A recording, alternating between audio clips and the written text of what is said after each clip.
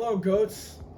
The next video in our Goat Island series is the Anchorage, the lovely Anchorage. I think it was built in 1960, and the legend was that Grandpa sat down with the builder. His name was McFadden, and he took a piece of red butcher paper, and Grandpa sort of just sketched out a rough layout of how he wanted his cottage done. And then he contracted with McFadden, who showed up with his crew.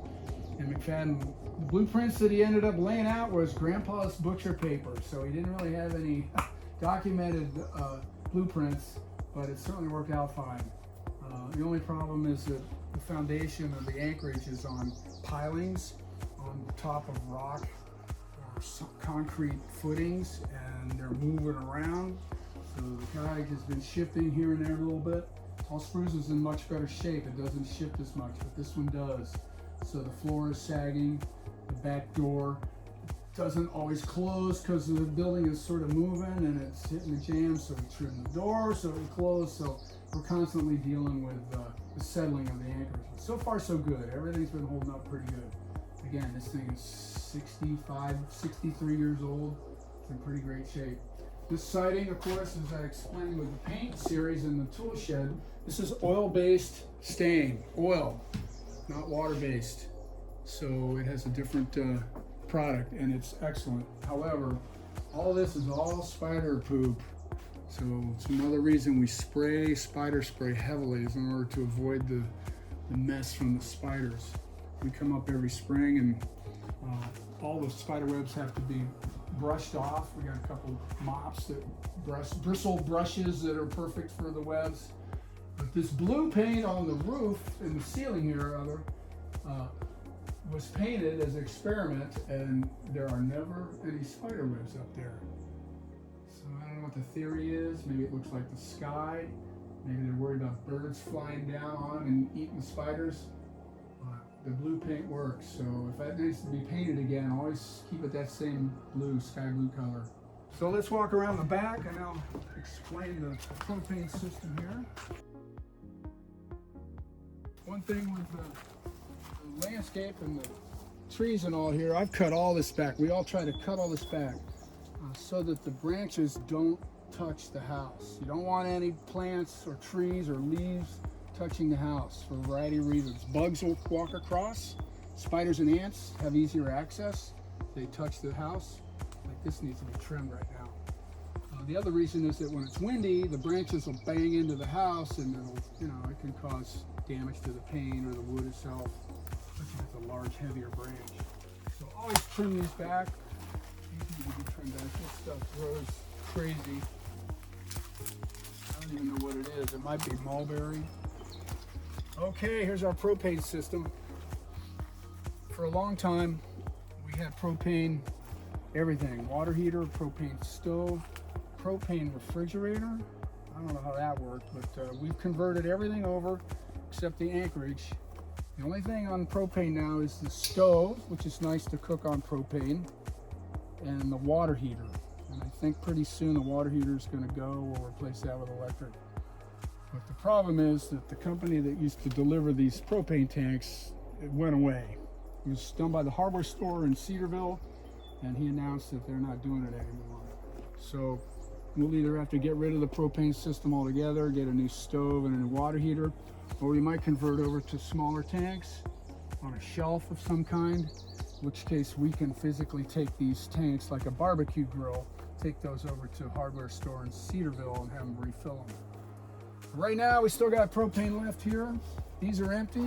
These are ready to go, get recycled somewhere. There's also 2 full tanks over by the pump house. They're full. I'm just waiting to bring those over when these run out. And let's see if I can figure this out. Right now, this red service, that means this side is in service. That means these tanks are on, or they're hooked up. We run 2 at a time so that when these run out, you can switch over and run these 2 tanks so you don't run out. And theoretically, when these run out, you switch over to here, then you call and have these replaced. Once these are all gone, they're all gone for good. So I'm not sure what we're gonna do, but I'll explain how to work it. So the cottage has not been turned on yet this year, so let's go ahead and illustrate how we do that. So we'll turn these 2 tanks on. This means service That means over here. So I'm going to turn both of these on. Now they're shooting propane into the house, up to the stove and to the water heater, but there's shutoffs at those two appliances. So we turn these on first, then we go in and we'll turn on the valves at each of the appliances. You have to do it in that order. So let's go on inside and we'll turn on the stove and the water heater.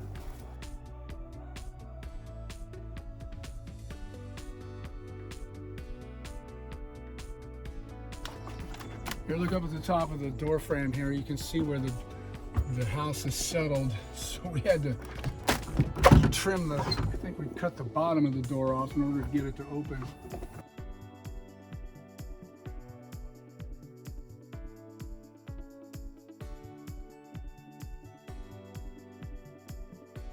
Back here is the water heater. You can see the water heater there.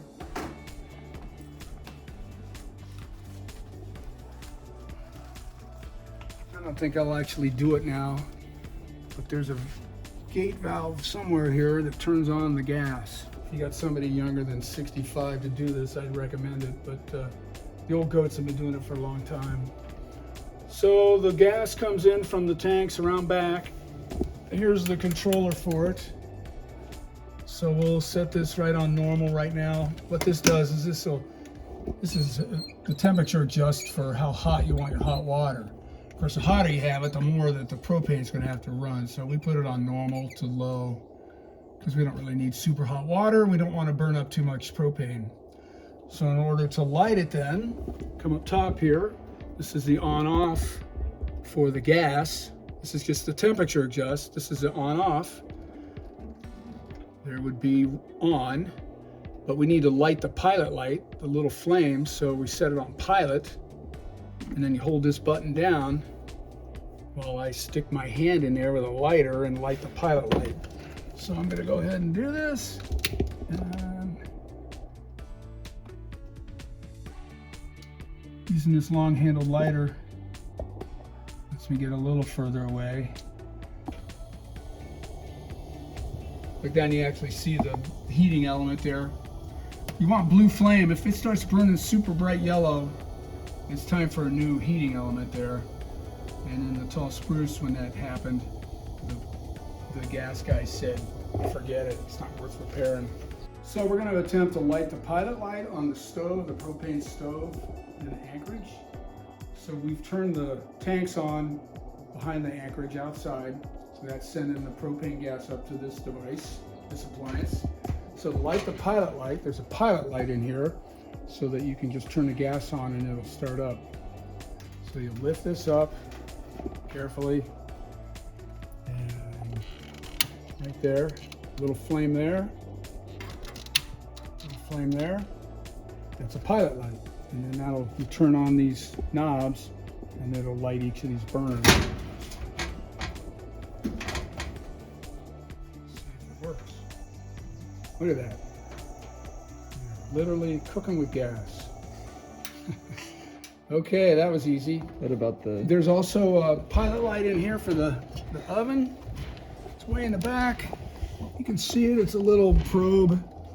Oh, let's see if we're lucky and it lights it. Yeah, it lit right up. It's a little blue flame. You can see it back there. You know it's on. Then you can see if it works.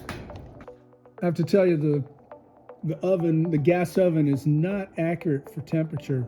If you're baking brownies or something where you need exactly 375 degrees, I don't recommend using this oven. This oven works for like a 45-minute baking session of something. As far as accurate baking at a correct temperature, you're better off using somewhere there's a little round thermometer you can sit in here. You can try to 350 or 375 and see what the actual temperature is by using the thermometer. You can literally set that in there and you get an accurate temperature reading. So when you close the Anchorage at the end of the season, there's some steps you have to go through. First of all, you shut off all of the propane appliances, you turn off the tanks outside the back. The plumber will take care of all of the water systems, so that's not a problem. However, all of that patio furniture and the porch furniture, the table, the chaise lounges, they all come inside here. So we usually just sort of stack them up over here. All the screens have to come down. We brush them clean because they're probably full of cobwebs or dust. So brush them off. And we stack the screens up here against the back of the sofa here. And the other process is underneath the Anchorage there are these wooden poles that look like flag poles. They're about 6-inch diameter and they have ropes on the top of them. So we jam them up underneath here. You can actually see where the posts go. And the reason we put these posts in here is in case the snow, the weight of the snow might crush the roof in. I've always been a little paranoid about this whole structure getting crushed because the pitch of the roof isn't very steep. So snow builds up, gets heavy. So we put these posts up in here, put a little piece of carpet and a couple of shims on the bottom, get it tight, and then there's a thin rope at the top of the pole that we tie around so that it stays secure. So there's 2 of those. So that's part of the process of closing. You have to get the step ladder in here and hopefully somebody to help you. We also lower this cool antique lantern. We lower it down onto the table or onto the floor. And it's got through a pulley. Just be super careful because that pulley up in the ceiling there, if that ever gave way, this thing comes crashing down and it'd probably break. And the closing, all the shutters, of course, they all close real nicely. When you remove the screens, the outdoor shutters are clipped in and they close. And there's little clips on all of the windows in both cottages. You can see here's one of the clips. It would clip right into the shutter and hold the shutter secure. It's a really nice system. I don't know who made those, probably one of the Dupre brothers, but they work really well. They've been in use every winter for 50 years. So that's it, the winter closing process. You lock the doors, there's shutters that go on, storm doors that go on the front and the back door, and then they're padlocked. We do have one key that handles all 4 padlocks for the doors to the 2 cottages and to the pump house and tool shed. So we got one key that gets you into everything here. Where are the storm doors? The storm doors are stored. One of them is alongside the house. The other one's in the back. And it's obvious. One of them fits on the hinges to this. It literally hinges open and closed. But the storm door for this back door, this little door, doesn't hinge. It just holds into place and there's little hook clasps on the sides to hold it in place. So you have to close that from the inside. And the front door, the same with the tall spruce, same thing. The main door. You remove the screen door, and using the same hinges and hinge pin, you drop in the storm door, which is a solid wood door that says "keep out." And then you close Where do that. these go? And these also store in with the rest of the window screens by the sofa. Okay.